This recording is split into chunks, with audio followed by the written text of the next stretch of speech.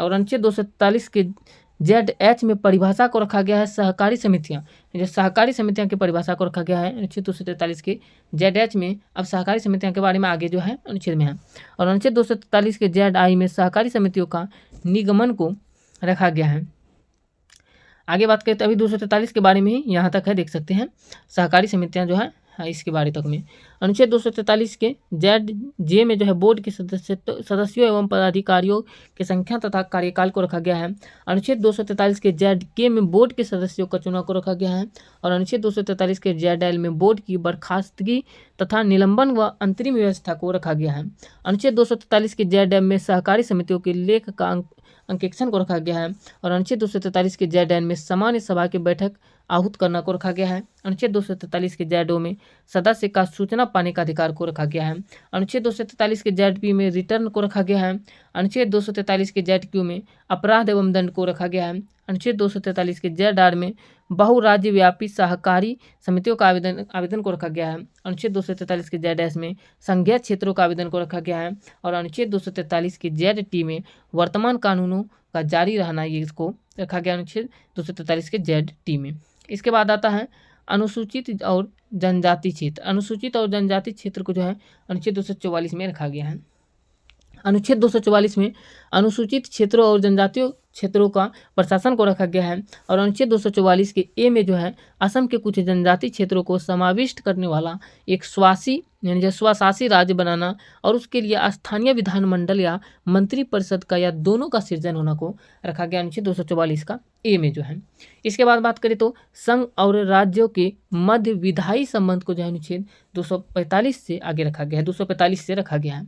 245 में जो है संसद और राज्यों के विधानमंडलों द्वारा बनाई गई विधियां का विस्तार को रखा गया है। और अनुच्छेद 246 में जो है संसद और राज्यों के विधानमंडलों द्वारा बनाई गई विधियों की विषय सूची को रखा गया है। अनुच्छेद 246 के ए में जो है वस्तु और सेवा कर के संबंध में विशेष प्रावधान को रखा गया है। और अनुच्छेद 247 में जो है कुछ अतिरिक्त न्यायालयों की स्थापना का उपबंध करने की संसद की शक्ति को रखा गया है। अनुच्छेद 248 में जो है अवशिष्ट विधायी शक्तियां को रखा गया है। और अनुच्छेद 249 में राज्य सूची के विषय के संबंध में राष्ट्र हित में संसद को विधि बनाने की शक्ति को रखा गया है। इसके बाद आता है अनुच्छेद 250। अनुच्छेद 250 में जो है यह रखा गया है कि यदि आपात की उद्घोषणा प्रवर्तन में हो तो राज्य सूची के विषय के संबंध में विधि बनाने की संसद की शक्ति को जो है ये अनुच्छेद 250 में रखा गया है। और अनुच्छेद 251 में जो है संसद द्वारा अनुच्छेद 249 और अनुच्छेद 250 के अधीन बनाई गई विधियों और राज्यों के विधानमंडलों द्वारा बनाई गई विधियों को असंगति करना ये जो है अनुच्छेद 251 में रखा गया है। अनुच्छेद 252 में जो है दो या दो से अधिक राज्यों के लिए उनकी सहमति से विधि बनाने की संसद की शक्ति और ऐसी विधि का किसी अन्य राज्य द्वारा अंगीकार किया जाना ये अनुच्छेद 252 में रखा गया है। इसके बाद आता है अनुच्छेद 253। अनुच्छेद 253 में देखिए तो कहा गया है कि अंतर्राष्ट्रीय करारों को प्रभावी करने के लिए विधान जो है ये अनुच्छेद 253 में रखा गया है। और अनुच्छेद 254 में जो है संसद द्वारा बनाई गई विधियों और राज्यों के विधानमंडलों द्वारा बनाई गई विधियों में असंगति अनुच्छेद 254 में रखा गया है। अनुच्छेद 255 में जो है सिफारिशों और पूर्व मंजूरी के बारे में अपेक्षाओं को केवल प्रक्रिया के विषय में मानना यह अनुच्छेद 255 में रखा गया है।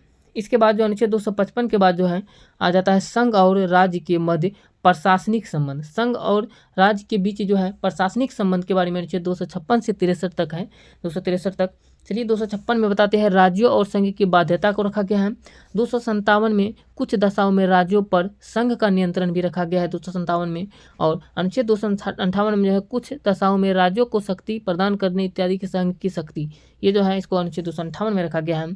अनुच्छेद 259 में जो है पहली अनुसूची में भाग बी में राज्यों में सशस्त्र बल निश्चित इसको रखा गया है। और अनुच्छेद 260 में जो है भारत के बाहर किसी राज्य क्षेत्रों के संबंध में संघ की अधिकारिता को रखा गया है। अनुच्छेद 261 में जो है सार्वजनिक कार्य अभिलेख और अन्य न्यायिक कार्यवाहियां को रखा गया है। अनुच्छेद 262 में जो है अंतर्राज्यीय नदियों या नदी दोनों की जल संबंधी विवादों का न्याय निर्णयन जो है ये अनुच्छेद 262 में रखा गया है। अनुच्छेद 263 में अंतर्राज्यीय परिषद के संबंध में उपबंध को जो है अनुच्छेद 263 में रखा गया है। इसके बाद आता है संघ और राज्य के मध्य वित्तीय संबंध। संघ और राज्य के मध्य वित्तीय संबंध की बात करें तो ये अनुच्छेद 264 से आगे हैं। देख सकते हैं अनुच्छेद 264 में जो है संघ और राज्य के बीच वित्तीय संबंध का निर्वचन को रखा गया है। और अनुच्छेद 265 में विधि के प्राधिकार के बिना कारों का अधिरोपण न किया जाना, इसको रखा गया है।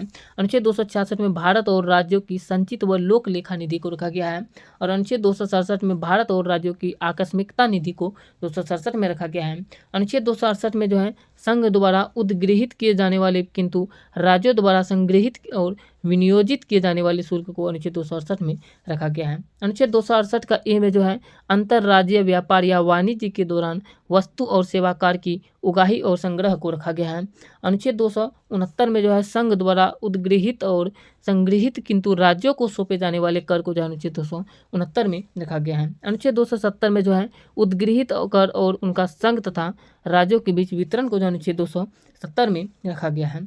अनुच्छेद 271 में कुछ शुल्कों और कारों पर संघ के प्रयोजनों के लिए अधिकार जो है ये अनुच्छेद 271 में रखा गया है। अनुच्छेद 272 में जो है ऐसे कर जो कि संघ द्वारा आरोपित एवं संग्रहित किए जाते हैं और जो संघ तथा राज्यों के बीच वितरित किए जा सकते हैं, ऐसी किसको जो अनुच्छेद 272 में रखा गया है। अनुच्छेद 273 में जो है जूट पर और जूट उत्पादों पर निर्यात शुल्क के स्थान पर अनुदान जो है अनुच्छेद 273 में रखा गया है। इसके बाद आता है अनुच्छेद 274। अनुच्छेद 274 से देखिए यहाँ पे देख सकते हैं अनुच्छेद 274 में जो है रखा गया है ऐसे कराधान पर जिसमें राज्य हितबद्ध है प्रभाव डालने वाले विधेयकों के लिए उपराष्ट्रपति की यानी जो है राष्ट्रपति की पूर्व सिफारिश की अपेक्षा यह अनुच्छेद 274 में रखा गया है। अनुच्छेद 275 में कहा गया कुछ राज्यों को संघ से अनुदान, यह अनुच्छेद 275 में रखा गया है। अनुच्छेद 276 में जो है वृत्तियों, व्यापारियों और आजीविकाओं और नियोजनों पर कर लगाना, यह अनुच्छेद 276 में लगाया गया है। अनुच्छेद 277 में व्यावृत्ति को रखा गया है। और अनुच्छेद 278 में पहली अनुसूची के भाग बी में उल्लेखित वित्तीय मामलों में राज्यों के साथ समझौता, इसको जो है अनुच्छेद 278 में रखा गया है। अनुच्छेद 279 में जो है शुद्ध आगम इत्यादि की गणना को जो अनुच्छेद 279 में रखा गया है। और अनुच्छेद 279 का ए में वस्तु और सेवा का कर परिषद जो है ये अनुच्छेद 279 के ए में रखा गया है। अनुच्छेद 280 में वित्त आयोग को रखा गया है। और अनुच्छेद 281 में वित्त आयोग का प्रतिवेदन को रखा गया है अनुच्छेद 281 में।